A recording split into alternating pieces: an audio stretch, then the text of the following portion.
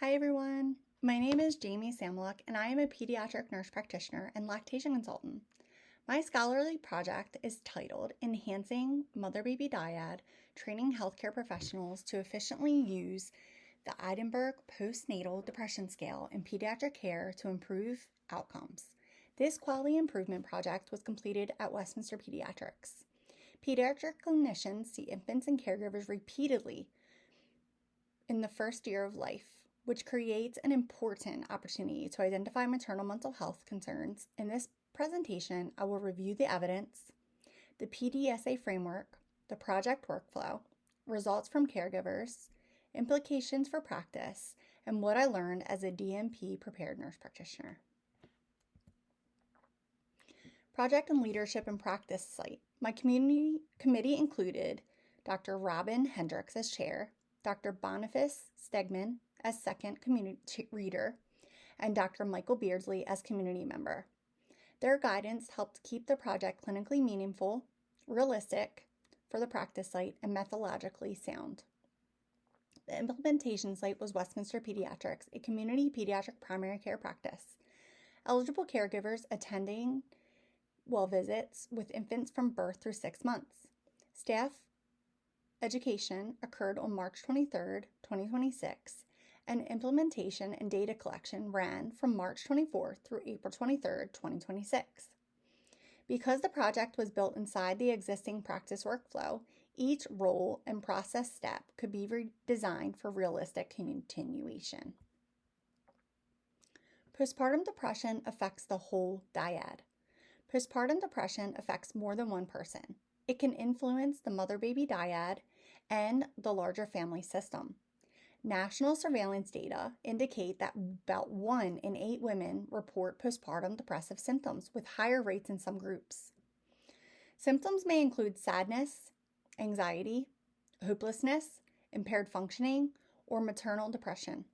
It is also associated with challenging in breastfeeding, bonding, and responding to infant cues.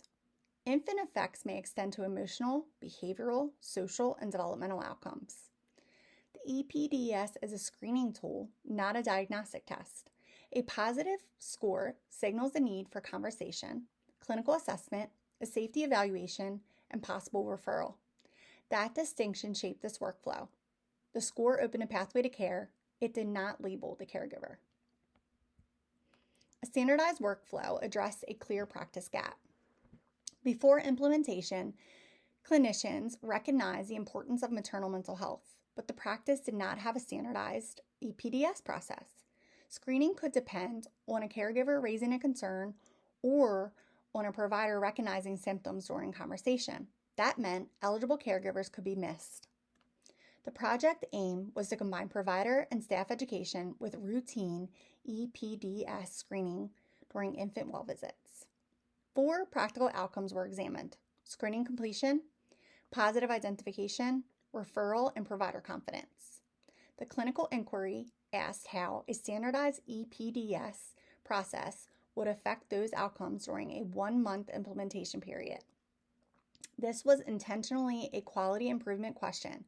The project did not test a treatment or claim causation. It evaluated whether an evidence-based process could be integrated and reliably into one clinical setting and identify caregivers who needed further attention. The evidence shows consequences across the family system. The literature describes postpartum depression as a maternal, infant, and system issue. For caregivers, symptoms can affect emotional well-being, relationships, daily function, breastfeeding, and confidence in caring for the infant. For infants, maternal symptoms may influence bonding, feeding, sleep, responsiveness, and later development. The evidence also shows that selecting a screening instrument is only the beginning. A positive result has a consistent response. Review the score, ask about safety, speak with the caregiver, document the result, and connect the caregiver with resources. The literature shaped the project by linking screening to a defined response and referral pathway. The purpose was not simply to collect EPDS forms. The purpose was to create a reliable process that moved the caregiver from identification toward appropriate support. Pediatric visits create repeated screening opportunities. Pediatric care offers repeated contact during the period when postpartum symptoms may emerge or change. The AAP, American Academy of Pediatrics, recommends maternal depression screening at the infant's 1, 2, 4, and 6-month visits. We also added in the 2-week visit. These contacts are valuable because symptoms may develop after an OB visit, but some caregivers do not attend postpartum follow-ups, and stigma may prevent spontaneous disclosure. The Edinburgh postpartum depression screening was selected because it is a brief, validated, 10-item instrument designed for the perinatal period. Evidence supports its ability to identify people who may need further evaluation. Pediatric quality improvement studies also show that education, reliable workflows, and referral procedures can improve screening. Those findings supported the intervention's 2 core elements: prepare the team and make screening part of the ordinary visit rather than an optional extra task. PDSA turned evidence into a workable clinic process. The Plan, Do, Study, Act framework guided the project. PDSA is appropriate for quality improvement because it tests a change in the real clinic environment, uses data to learn, and informs the next cycle. During Plan, I defined the gap, reviewed evidence, selected the EPDS, clarified eligibility and thresholds, assigned staff roles, and organized the referral pathway. During Do, the team completed education and launched the workflow. During Study, I reviewed completion score distribution, positive and severe range screens, referrals, and provider feedback. During the Act, the results supported continuing the workflow while strengthening audit, education, and referral follow-up. PDSA kept the focus on the system. When a step was unclear, the question became what needed to change in the process. That approach supported staff engagement and made the project more sustainable. A single-site QI design fit the clinical question. This was a quantitative, single-site quality improvement project. The design matched the inquiry because the goal was to improve a care process in one practice and assess its feasibility and local value. It was not a randomized study, and it did not test a new treatment. The project used aggregate, de-identified clinical measures and anonymous provider feedback. It received required site approval, and Maryville Category 4 review was considered minimal risk. Each measure addressed part of the inquiry. Completion measured whether the workflow reached eligible caregivers. EPDS referrals showed whether positive findings led to action, and provider feedback addressed usability. The 1-month window created a focused test of change that could support a later, longer PDSA cycle. The intervention embedded screening into routine care. The intervention was designed to fit the existing visit. First, front desk staff identified eligible caregivers. Second, the caregiver completed the paper before the provider entered the room. Third, the provider scored the tool,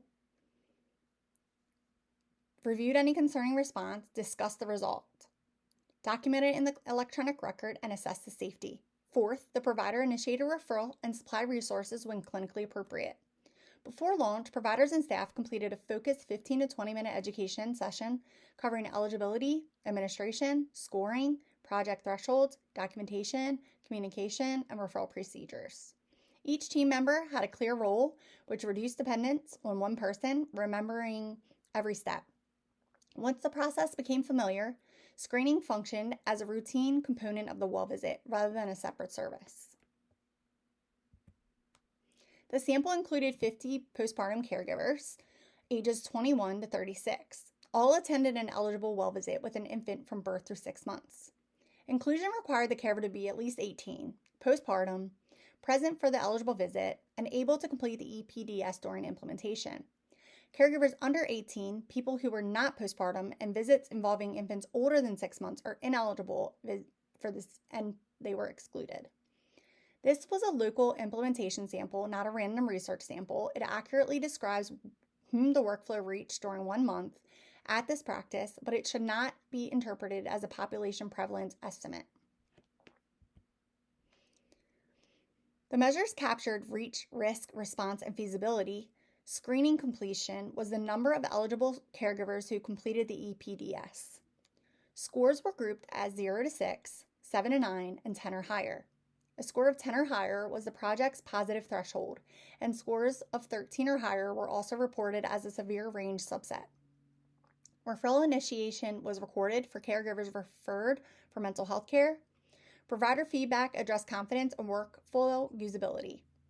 These measures included a process outcome, which was completion, and clinical response outcomes, which were positive identification and referral.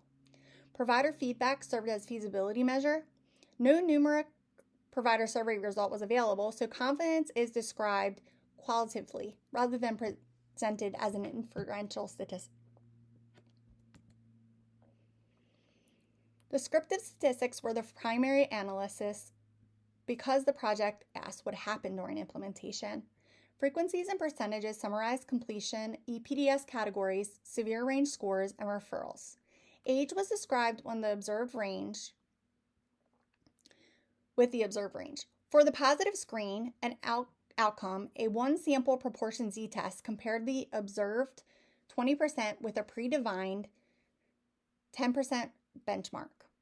Directional alternative asked whether the local proportion was higher. With 50 screenings, the test produced a z-value of 2.357 and a one-tailed p-value of 0.092 at alpha 0.05.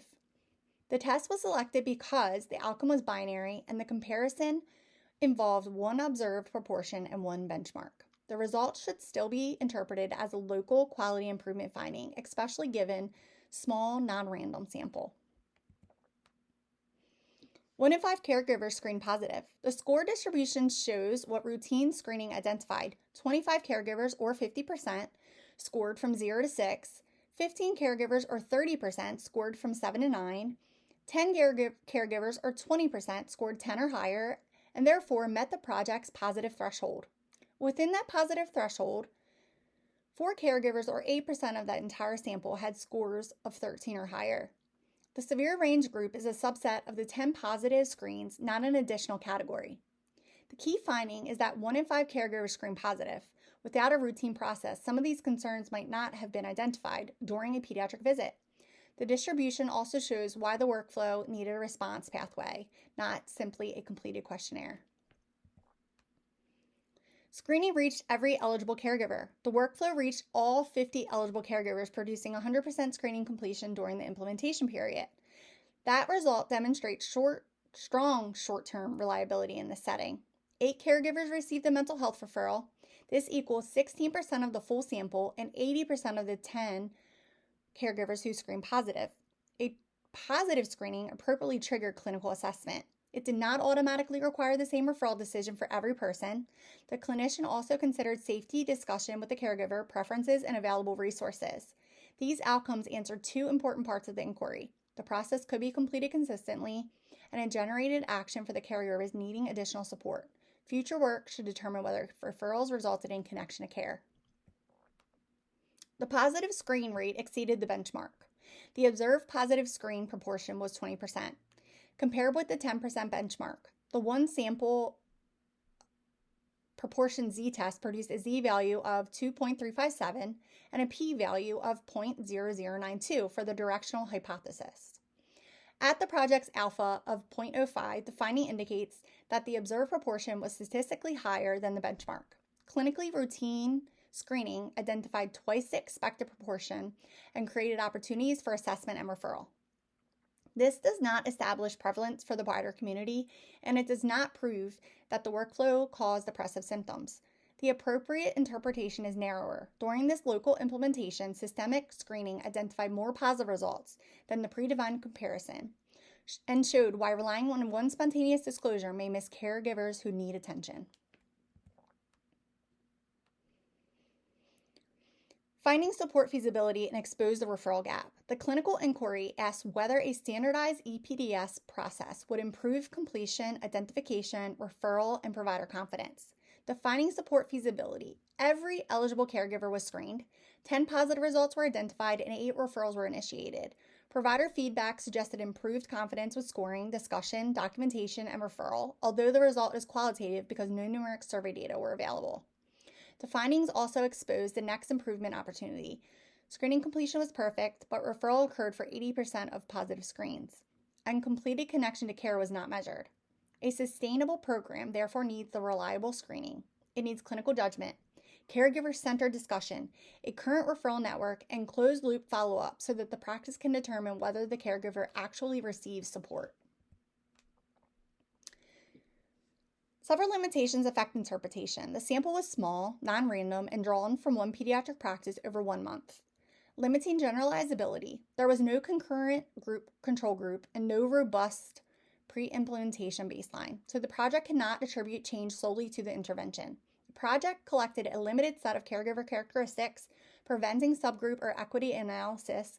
The EPDS is self-reported and may be influenced by stigma or social desirability.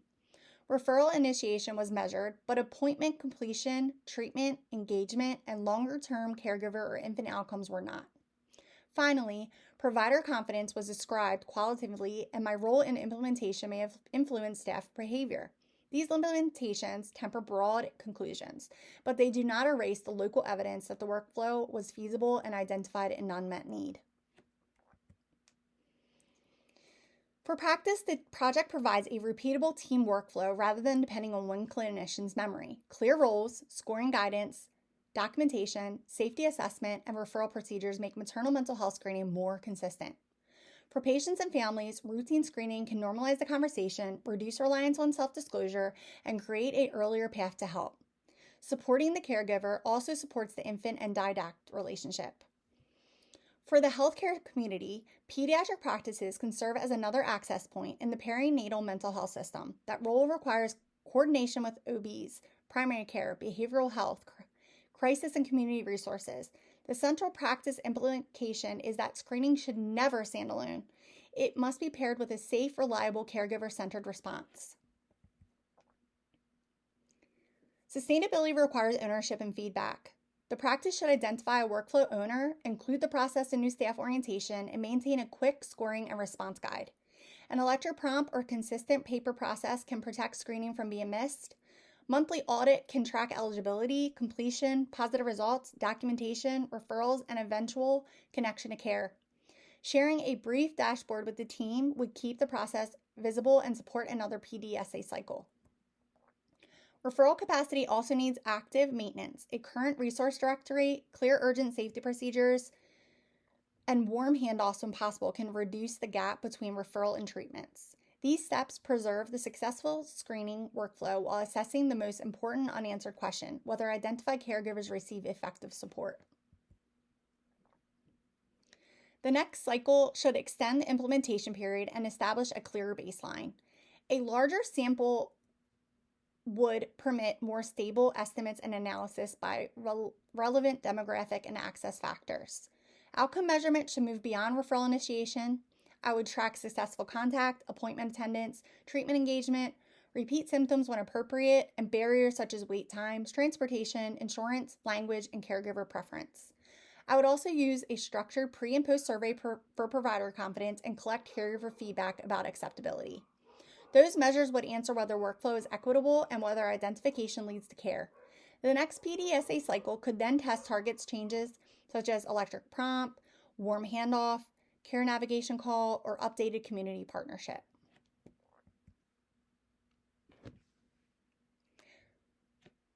The project changed both my practice and DNP leadership. In conclusion, routine EPDS screening was feasible in pediatric well child care. All 50 caregivers were screened ineligible, 10 screened positive, 4 had severe range scores, and 8 received referrals. The project created a consistent way to identify, discuss, and document and respond to internal mental health concerns. It did not prove that screening improves long-term outcomes, and it did not measure completed treatment. If I repeated the project, I would strengthen the baseline, extend follow-up, collect equity-related data, quantify provider confidence, and track connection to care. The DNP program really changed how I approach clinical problems. It taught me to move from recognizing a concern to leading measurable system change. Evaluate evidence, design workflow, engage an interdisciplinary team, interpret data honestly, and plan for sustainability. My strong takeaway is that caring for the infant includes caring for the caregiver. My future practice will continue making that care a reliable part of family-centered pediatrics. Thank you. My next slides, they will be in the reference list supporting the clinical guidance, background, framework, and national context used in the presentation. Thank you. Have a great day.